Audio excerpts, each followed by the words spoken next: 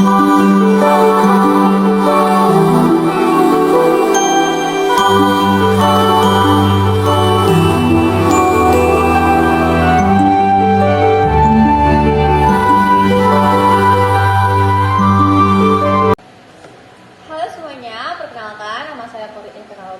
dari kelas 11A atau 11 IPA 1. Dan sekarang saya akan mempresentasikan hasil dari pelajaran fisika saya, yaitu membuat miniatur bangunan tahan gempa.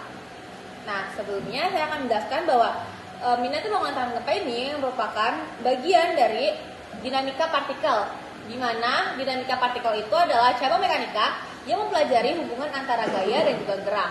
Nah, yang pastinya berhubungan juga dengan hukum Newton, yaitu hukum Newton 1, 2, dan 3. Nah, yang pertama-tama hukum Newton 1. Hukum Newton 1 atau hukum inersia ataupun hukum kelembaban yang berartikan hukum di mana benda berusaha mempertahankan posisinya ketika ada gaya yang diberikan. Jadi contohnya pada bangunan tahan gempa ini, ketika tanah bergerak atau terjadi gempa, maka tanah yang tadinya diam menjadi bergerak, dan bangunan yang tadinya diam, dia akan mempertahankan posisinya untuk tetap diam. Tapi karena ada gaya yang diberikan oleh tanah, sehingga bangunan ikutan bergerak juga. Lalu ada yang kedua yaitu perubahan percepatan, yang dengan rumus F sama dengan M kali A atau massa kali percepatan. Lalu ada hukum yang ketiga yaitu aksi dan reaksi. Jadi di mana diberikan suatu aksi, maka akan mendapatkan reaksi yang gayanya juga sama besar. Dan itu gayanya akan saling berlawanan. Jadi ketika tanah memberikan gaya ke atas berupa getaran, maka bangunan akan memberikan gaya yang berlawanan, yaitu gaya ke bawah, untuk mempertahankan posisinya dan untuk agar tetap seimbang. Nah, sekarang saya akan menjelaskan bahwa bangunan tahan gempa ini. Jadi bangunan tahan gempa ini terbuat dari stik es krim, lalu ada lem sebagai perekatnya, spons dan juga spons sebagai base isolator atau isolator dasar, dan juga ada gabus sebagai perumpamaan tanahnya. Jadi pertama-tama bangunan tahan gempa ini memiliki bagian diagonal di sebelah sampingnya ini untuk ketika tanah memberikan getaran ataupun gaya ke atas, maka gaya getaran tersebut bisa tersalurkan dari bawah ke bagian atas dengan secara rata atau teratur. Jadi bisa menjaga keseimbangan dari bangunan tersebut. Dan juga ada spons di mana sebagai base isolator. Base isolator yaitu isolator dasar.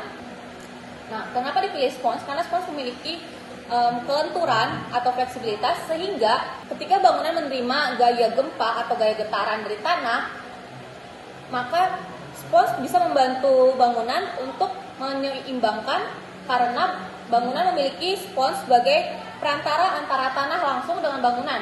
Jadi ketika ada getaran, maka spons tersebut berfungsi untuk menjaga kestabilan dan juga untuk memfleksibilitas bangunan tersebut. Jadi spons bisa membantu bangunan mengikuti arah dari getaran. Berbeda antara base isolator dengan bangunan yang tidak menggunakan base isolator atau langsung bersentuhan dengan tanah. Ketika bangunan yang langsung bersentuhan dengan tanah diberikan gaya getaran oleh tanah yang disebabkan oleh gempa, maka karena bangunan tersebut tertempel ataupun menyatu dengan tanah, maka ketika tanah bergerak, bangunan tersebut tidak ada penopangnya dan tidak ada yang menjadi dasar untuk menjaga kestabilannya, sehingga sangat rentan sekali bangunan tersebut akan runtuh ataupun roboh dan hancur. Oleh karena itu, adanya base isolator dan juga peredam getaran itu sangat berfungsi dengan baik dan sangat penting untuk menjaga bangunan tetap kokoh dan juga tidak hancur karena adanya gempa. Selanjutnya kita akan mengetes bangunan dengan yang memiliki peredam getaran dan juga base isolator dengan bangunan yang langsung tersentuh dengan tanah.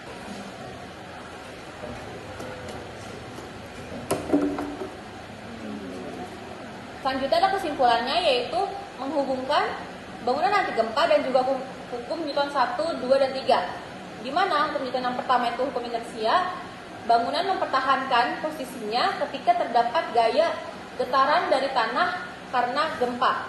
Jadi ketika ada getaran, bangunan berusaha mempertahankan posisinya tetap diam seperti semula, tapi karena adanya gaya, maka bangunan bisa bergerak mengikuti gaya tersebut. Lalu ada yang kedua, semakin besar getaran, maka semakin besar pula guncangan atau pergerakan dan percepatan dari bangunan tersebut. Jadi jika skala gempanya kecil, maka gerakannya atau getaran yang dihasilkan oleh bangunan akan kecil juga. Dan semakin besar gaya getaran dari tanah, maka semakin besar pula getaran yang dihasilkan oleh bangunan. Lalu ada hukum ketiga, itu ada aksi dan reaksi. Jadi ketika tanah memberikan getaran ke atas, maka bangunan akan memberikan berat dan massa ke bawah yang berlawanan dengan arah datangnya aksi tersebut. Dan menurut saya sangat penting sekali untuk menggunakan base isolator dan juga peredam getaran di bangunan agar bangunan bisa tahan terhadap gempa ketika adanya getaran, karena spons atau bahan fleksibel yang menjadikan base isolator itu bisa memberikan jarak antara tanah dengan dasar bangunan, sehingga ketika terdapat getaran, spons tersebut atau base isolatornya bisa mengikuti getaran dan bisa menjaga kestabilan bangunan sehingga bangunan tidak roboh. Lalu ada peredam getaran yang berbentuk diagonal atau miring. Nah, itu berfungsi untuk menyalurkan getaran dari dasar hingga ke atap.